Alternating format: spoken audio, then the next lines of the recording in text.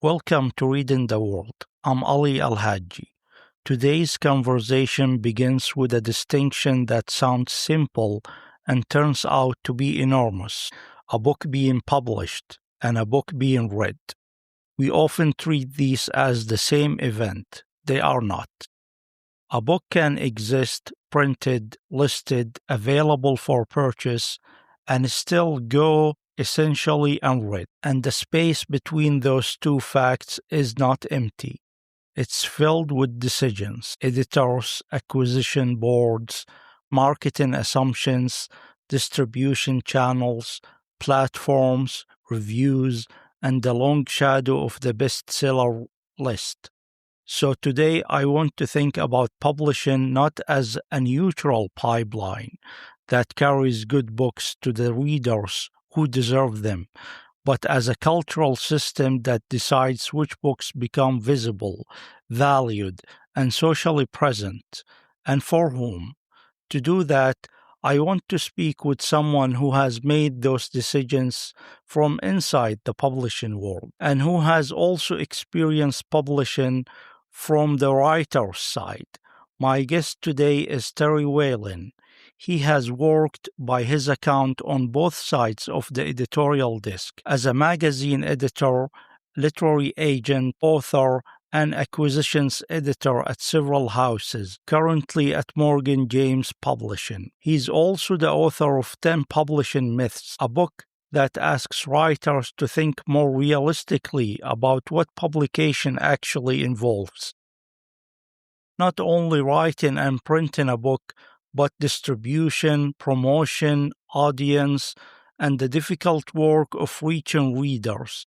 That double vantage point, someone who has both made books and helped decide which books get made, is why I wanted to talk with him about that gap between being published and being read.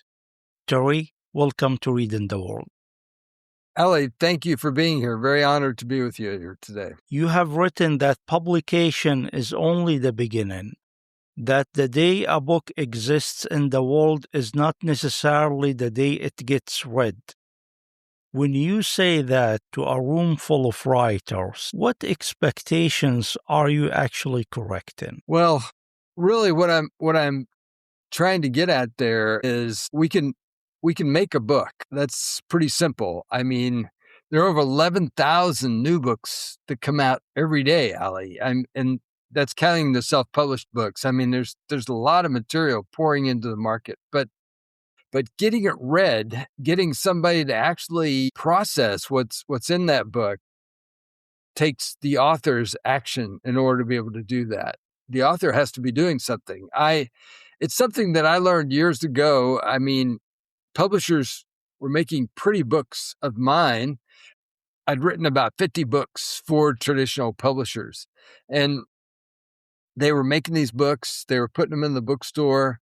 But when you write for traditional publishers, once a year or maybe quarterly, they'll send you a royalty statement to tell you how your books are actually selling out there and whether people are getting them or not. All my statements were in the minus category, so my books weren't selling. So I knew I must be doing something wrong. At that point in my life, I was a literary agent. I had a small agency in Scottsdale, Arizona, and Mark Victor Hansen, the co-author on Chicken Soup for the Soul, invited me to come out to this event he was having in Los Angeles called Mega Book Marketing University. So I went out there, took pitches from people throughout the event, but I also sat there with these 400 people that were there and listened to the different speakers. I was trying to figure out what I was doing wrong. I must be doing something wrong with my own books. And one of the speakers there was Jack Canfield, who's the other co-author on Chicken Soup for the Soul. Jack has this book that he wrote called The Success Principles. What does it take to really be successful out there? Well, the very first success principle says that I will take 100% responsibility for my own success. Well, I realized that I was expecting my publisher, somebody else other than me, to take responsibility for that. But I decided to take 100% responsibility for my own success. And I realized how little I personally was doing to be telling other people about my books. Sure, I had a terrywhalin.com website, but I was doing very little else. So I decided to change, and that change has really turned around my sales and the way people are reading and processing my book. Great. That's a great story. I want to stay with the gap itself for a moment, not only what the writer misunderstands, but what the publishing system does not announce. What happens in that space between a book becoming available and a book actually finding readers? Yeah, what happens in that space is that the publishers can make these books. They can get them into the bookstores, but the process that really moves them out of the bookstores and into people's hands is the author doing something proactive to be telling people about their book. Maybe that's a live event, maybe it's a blog post, maybe it's a radio interview, a podcast like this. There's all different kinds of things, really hundreds of things that authors can do. The typical author, though, doesn't do that. They figure somebody else is going to do it. They leave it up to somebody else when really it's their own action that's going to do it. The other story that these Chicken Soup for the Soul authors told during Mega Book Marketing University is people forget they were rejected over 160 times before they finally got their books published. They finally found a little publisher in Florida that would publish that first Chicken Soup for the Soul book. They told their publisher they were going to sell 1 million books during the first year. Their publisher laughed at them. They never sold 1 million copies of anything at that point. It took them 1.5 years, Ollie, to sell their first 1 million books. But they practiced what they called the rule of 5. They got up every day and they did 5 things to be telling people about their book. Most authors would never do that. They'd never do that consistent kind of work. But that persistent and consistent work is really what made that Chicken Soup for the Soul series take off.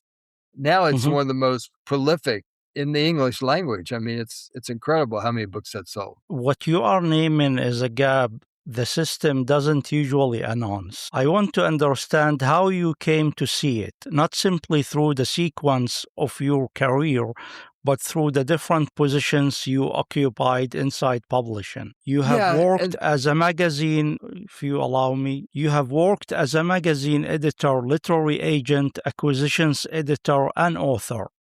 What does each of those positions allow you to see about a book's chances that the others do not? Yeah, you're right. Each position that I've had through the years has taught me a lot about the reach of the marketplace and how to really reach readers.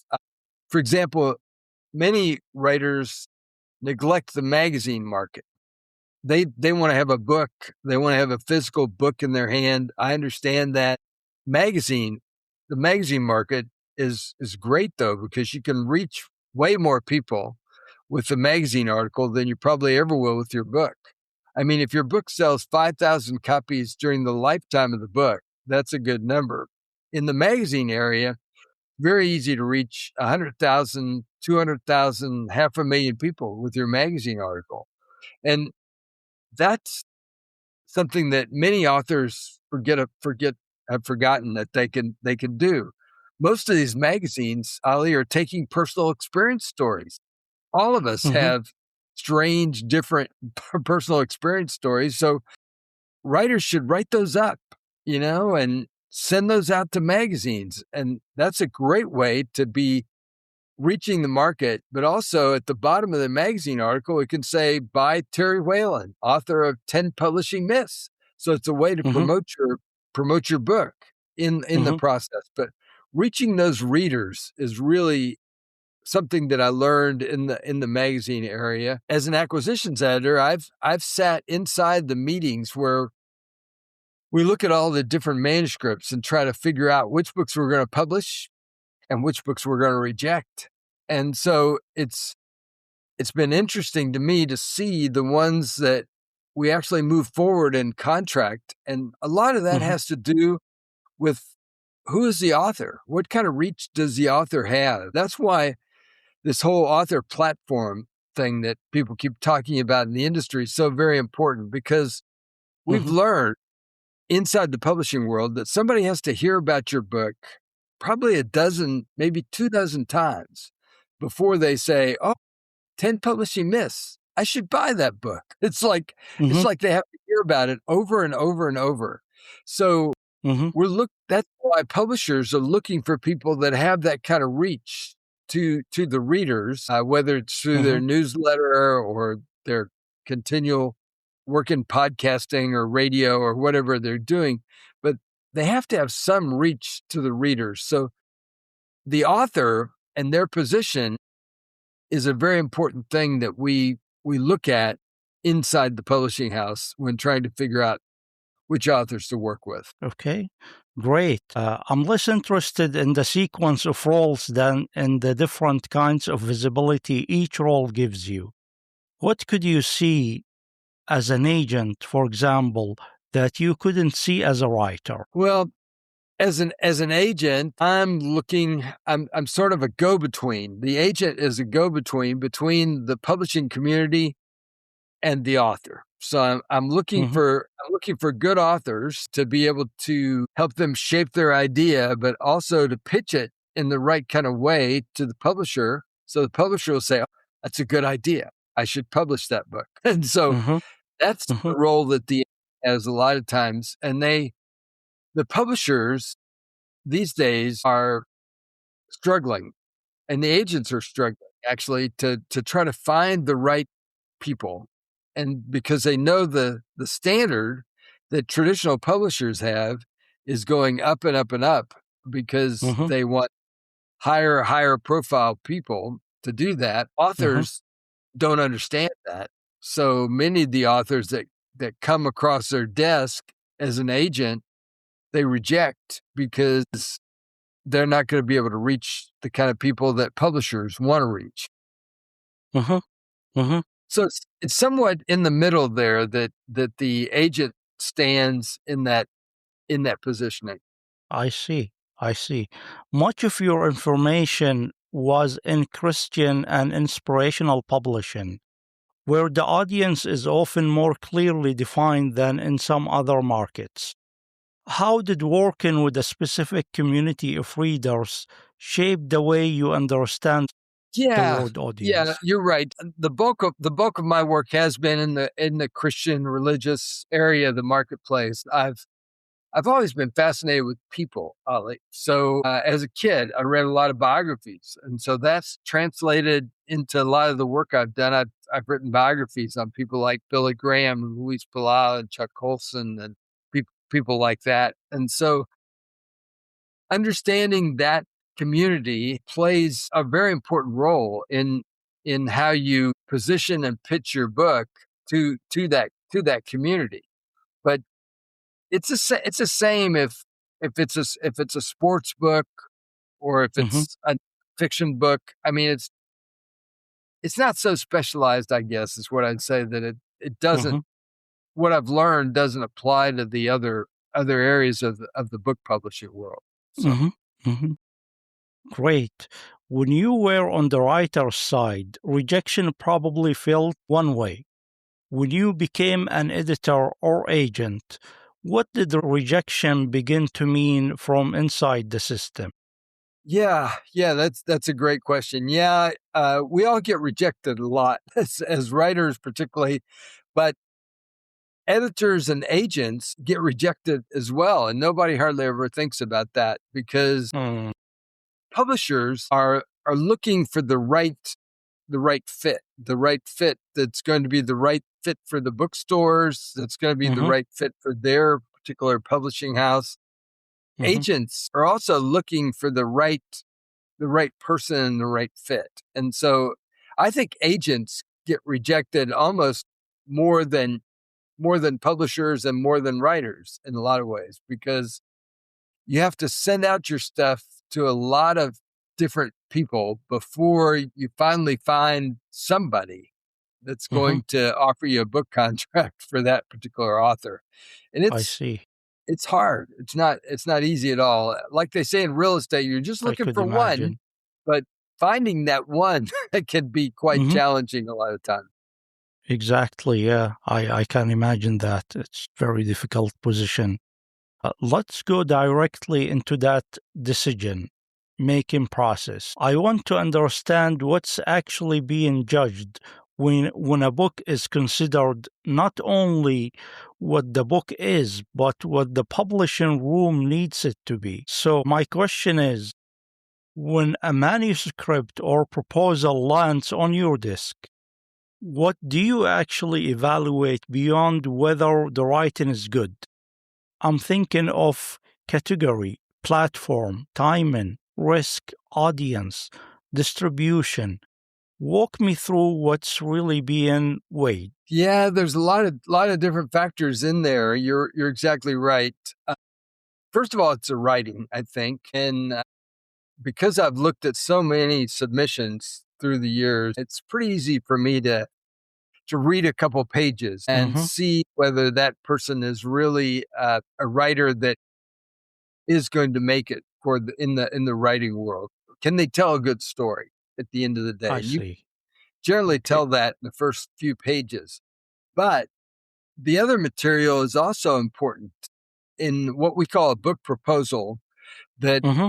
a publisher will receive. The proposal has to have a good really pitch, a good target audience, the author has to have a good understanding about how they're going to reach that audience. What are they going to do? Are they going to go to book TikTok? Or are they going to go to YouTube? Are they going to Yeah, have a newsletter? Are they going to do it through library events? I mean, there's dozens of ways they can do it, but what is exactly. going to be the most effective for that particular author and that Mm-hmm. particular topic? You can imagine a children's book. They're going to have to Yes. plan to go to schools to Mm-hmm. show kids their children's book in order to be able to sell that book. So each of Interesting. those Yeah. books have a different type of audience and different type of action that the author is going to do. We in that creation of the book proposal, it's hard. I freely admit that it's hard to write one of those documents. I've Mm-hmm. been able to write two of these book proposals that got six-figure advances from traditional publishers.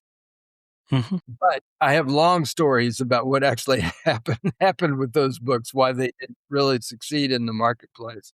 But as an editor, I was Mm-hmm. very Mm-hmm. frustrated because could see potential in a particular pitch that I would get, but I couldn't get my colleagues to agree with me to offer a book contract. I was often missing some part or some piece of the proposal in that process. So, as a frustrated editor, Ali, I wrote a book years ago called Book Mm-hmm. Proposals That Sell 21 Secrets to Speed Your Success. Here's the book. Great book Um, proposal. That's a okay. lot of people I'm and gonna a lot get of that. people have used that book Mm-hmm. to get an agent, to get literary agent, to get a book proposal, or to get a publisher. Mm-hmm. It's helped a lot of people. It has over 150 five-star reviews out there, and it's been a big help to people. The first edition of the book, though, is no longer available because publishing has changed a lot since I wrote that Mm-hmm. first edition. So a few years ago, I wrote the second edition of this book, Book Proposals That Sell. And people can get that book for me, the whole book, if they go to Mm-hmm. bookproposals.ws website, bookproposals.ws.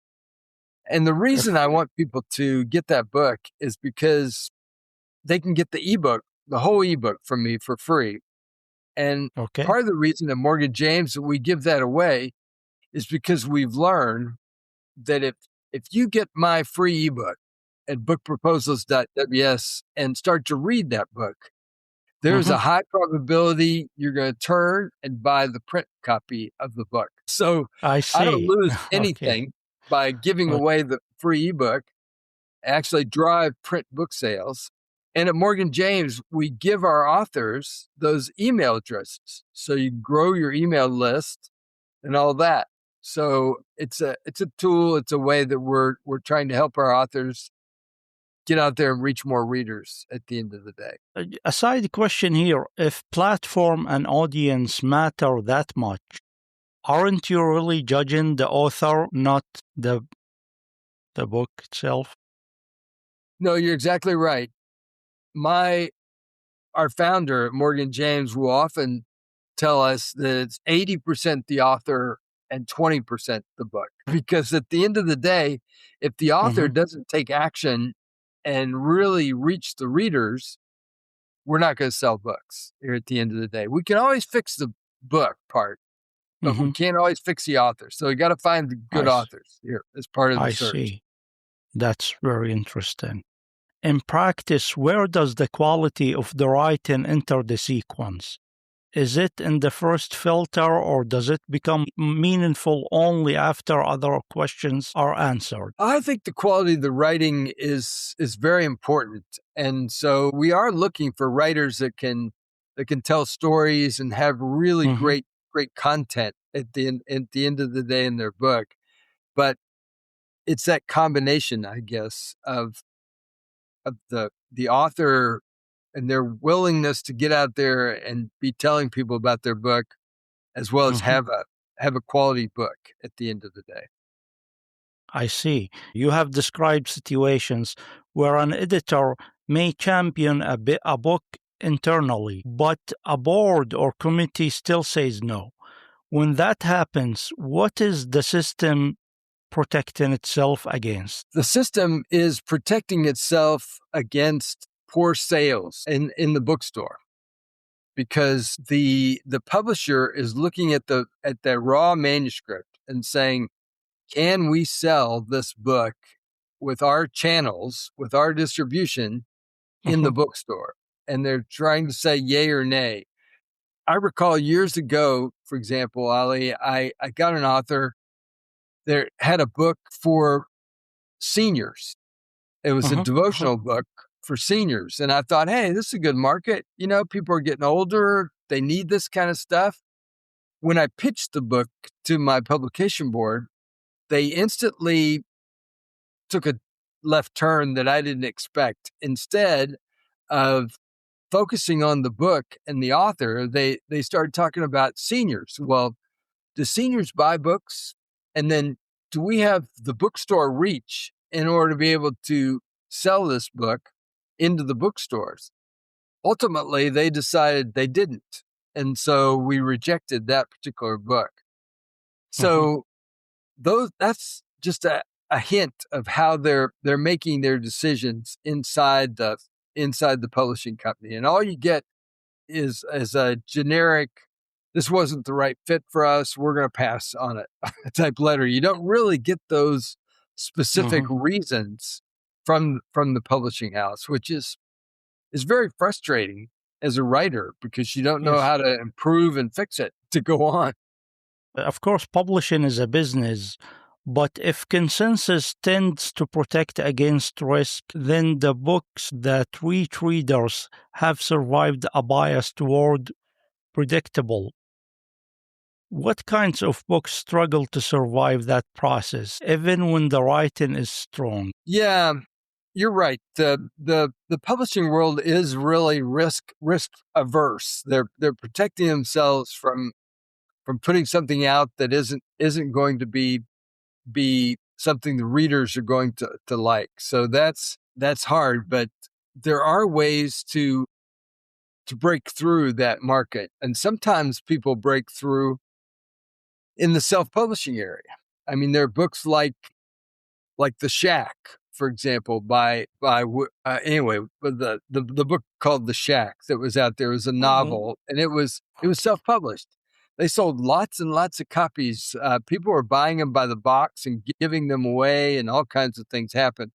Well, ultimately, that book was picked up by a major, one of the big 5 publishers, and then they even took it to a different level, and they got the book broadly distributed. So sometimes the way people catch attention is by self-publishing and then having success with that book, and then having it picked up by a traditional publisher. But that's Those are the rare ones. That doesn't happen very often, but it does happen sometimes.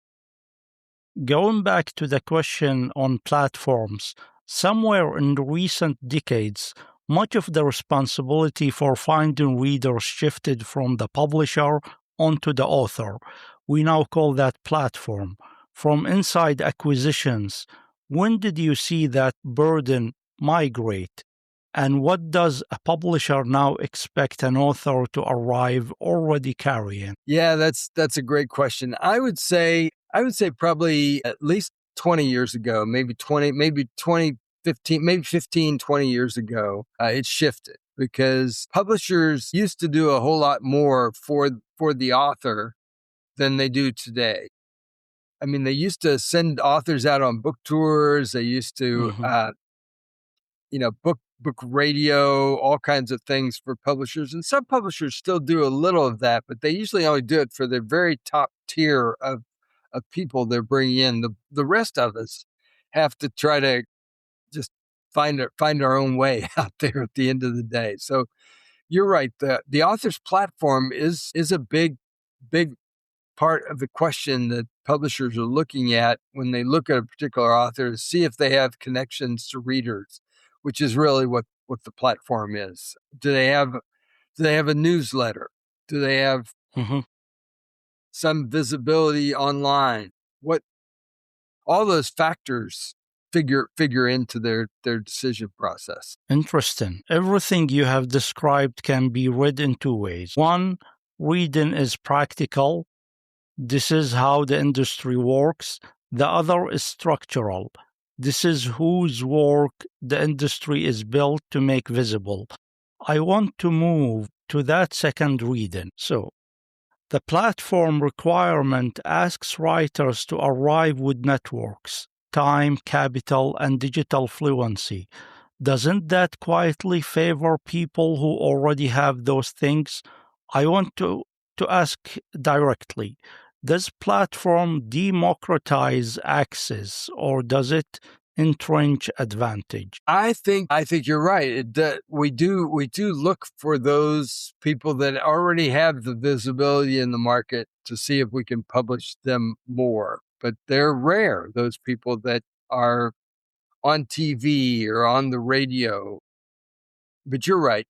Publishers do gravitate more toward those people, but all of us have to start somewhere. And so I usually encourage people to begin the process in the magazine world, like I was talking about Mhm. earlier, because you can reach more people, you can build up your own reputation as a writer, sort of gain that visibility out there in the marketplace.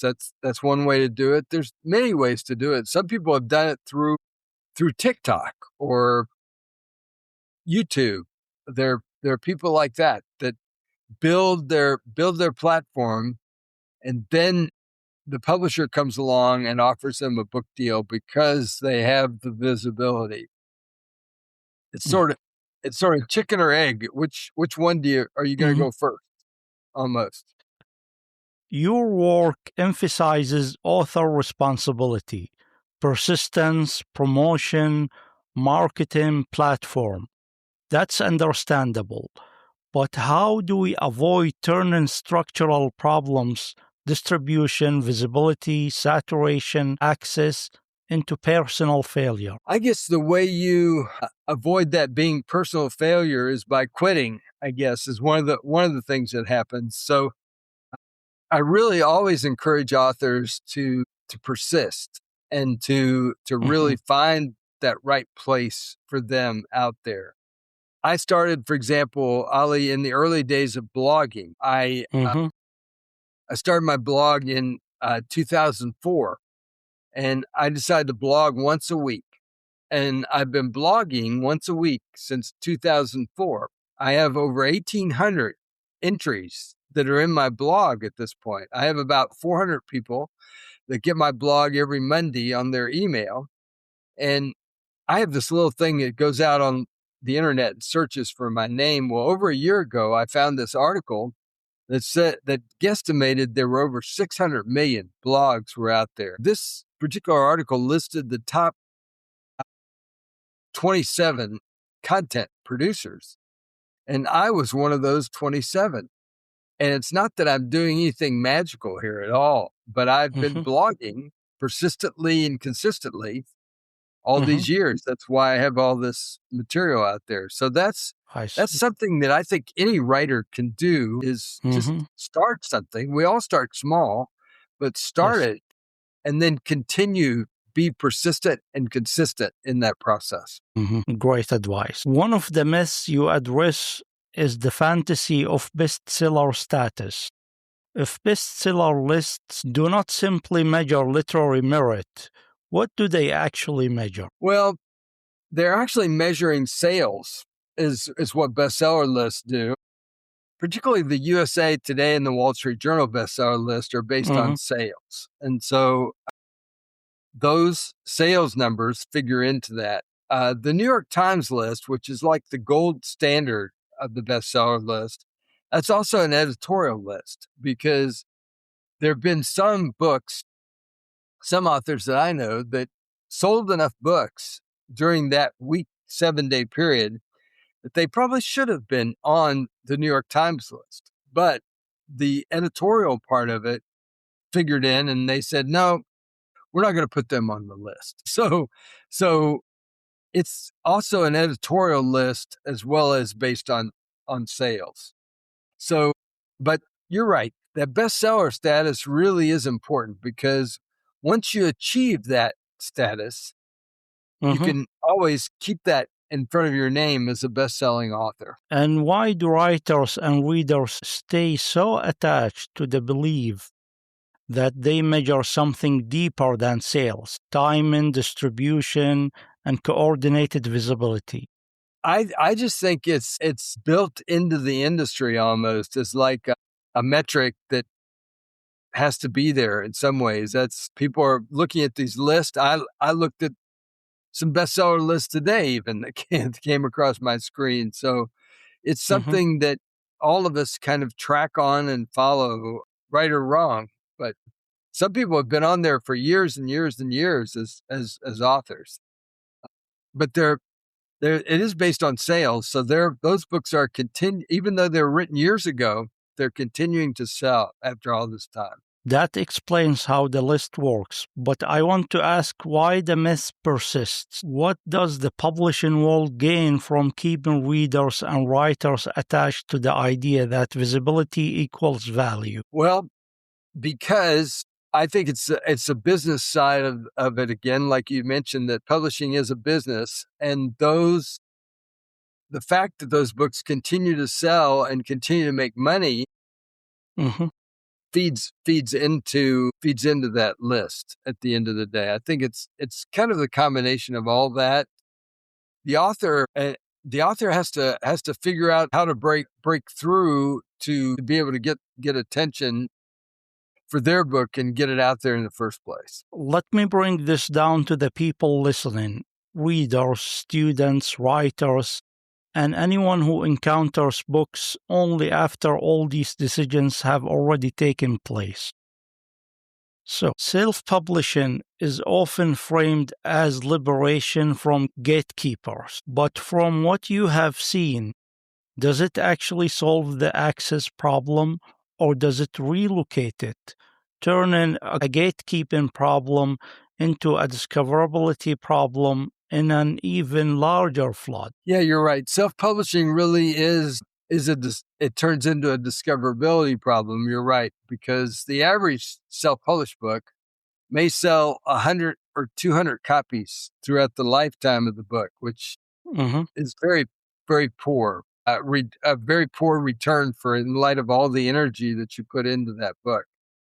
So part of the challenge for writers is to understand the marketplace out there, and also to practically work on their own visibility and their own practical steps that they can take. That's why I wrote this 10 Publishing Myths book that you introduced, because I really wanted authors to understand that there are actions that they can personally take day in and day out in order to be able to succeed. And so I want people to be able to get this book. They can get it for only $10, including the shipping, along with over $200 worth of free bonuses. If they go to publishingoffer.com, publishing offer is where they Mm-hmm. can get this book. And the bonuses that I have, Ali, are not just funky bonuses, but one of the bonuses, for example, I interviewed a self-published author that sold thousands of copies of his book to public libraries. Well, Mm-hmm. people forget libraries have money. They buy books. So what this author did was he found a list of public librarians. He figured out which librarian to call. He would call them in a particular state and go through and pitch his book. And the librarian would say, "We have 10 branches. I'll take 10 copies." And so then he would pack them up, send them with an invoice to that library. Those are kind of actions that most authors just never think about, that they Mm-hmm. could practically do even with a self-published book, to get out there and sell books to public libraries. For readers and students listening, people who mostly encounter books as finished objects on a shelf or screen, what should they understand about everything that happened before the book reached them? They should understand that there's a lot of sorting and decisions that go into this process to finally get the book done in the right kind of shape. It takes a lot of work to get the page to look good, to get the cover to be attractive, to get the copy on the back part of the cover to do well, to gather the endorsements in the front of the book that people say you should buy this book. It takes a lot of work to do that, but the people that do the work will, I think, find the success, because Mm-hmm. it's kind of like that first success principle that I was talking about earlier from Jack Canfield. I encourage writers to take 100% responsibility for their own success, not depend on somebody else to do it. If they take Mm-hmm. that kind of attitude and that kind of mindset, they can find their place in the publishing world. Absolutely. Putting it in a different way, if a student walks into a bookstore and sees a table display of books, what should they understand about that table that the table itself doesn't tell them? I think they should understand that they should look at that table for the book that really is the right book for them. And it's Okay. different for every person to find the right one for them, that's going to tug on their mind and their heart, that they should read that particular book. That's why we have such variety in the book area. You may love horror books. I don't personally like the genre particularly, but a lot of people do, and I think that's great that we have all the variety out there in the book area. After decades inside this machinery, both making books and helping decide which books get made, I want to return to the largest question, which is, we started with the gap between a book being published and a book being read. Having walked through the machinery acquisition, platform, distribution, risk, visibility, what do you now believe determines whether that gap ever closes and for whom? I guess the gap closes if the writer understands the gap, for one thing, but then also takes their own personal action to reach out there and touch the audience. For example, some fiction authors or nonfiction will create a reading guide that they put in the back of their book. A reading guide is something that book clubs and book groups can use Mm-hmm. to really attract those kind of readers. So learn the different skills, I guess, is what I'd say, that are related to the book business, and then build those tools into your book so you can reach the broadest possible audience out there with your book. That puts the weight back on the writer. But we have just described a system that was never designed to close that gap equally. So I want to end with that asymmetry rather than only with what the writer should do differently. So one final question here, and it's the question that this whole show keeps returning to. What does your work help us read more carefully about the world?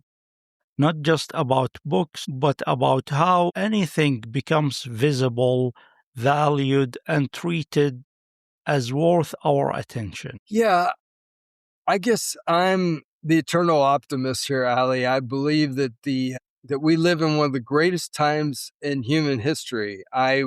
About a year ago, I heard Marcus Duhigg, who is at the time was the chief executive officer of Penguin Random House, the largest publisher in the world, say that we live in one of the greatest times in human history since Gutenberg invented the printing press. And I do believe that's true. I mean, it's amazing the way that books are out there all over the world and people can get them all over the world. Everybody thought when ebooks came out, for example, years ago, they thought the ebooks were going to take over print books. Well, that's not true. Worldwide, it's 80% print and 20% electronic.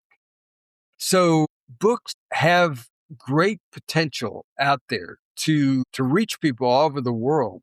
And I think we live, I agree with the CEO of Penguin Random House. So we live in one of the greatest times in human history and great opportunities are out there. We just need to be aware of those opportunities and then seize them when they come our direction. That's great advice. My thanks to Terry Whalin for walking through this machinery with me. What this conversation reminds us is that reading the world often means reading the systems that decide what becomes visible in it. A book can be published and still remains unread.